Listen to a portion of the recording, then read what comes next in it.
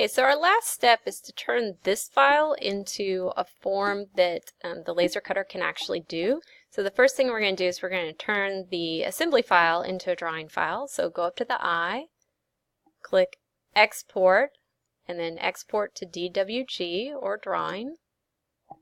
And then I would save it as Box.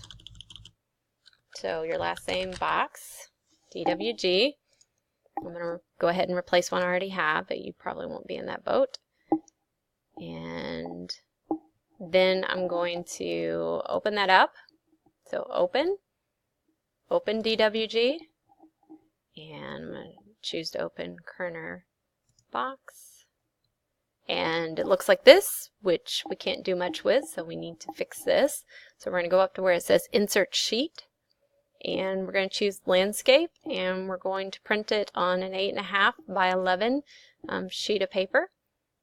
So click OK, and now all of a sudden your drawing disappears, but you have this big white sheet of paper, so we need to place the drawing on the paper. So click Base, and you'll notice that it looks really small. That's because the scale is really small. It's 0.16, which is less than 1/4 of an inch.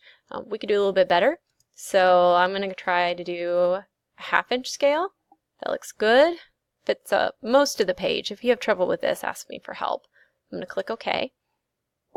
And now what I need to do is I'm just going to go ahead and click Save real quick. Okay, and then I'm going to export it as a PDF. So I'm going to go over to Export. I'm going to choose PDF. And again, I'm going to use Kerner Box. Save. I already had one that existed, but we'll just replace it, so I'll say yes. And this is it. So this is the file that I need you to print out after you save it, and this is also the file that I need you to upload to our shared Google folder. And then we'll take them over to the laser cutter and we'll get them printed. Good job.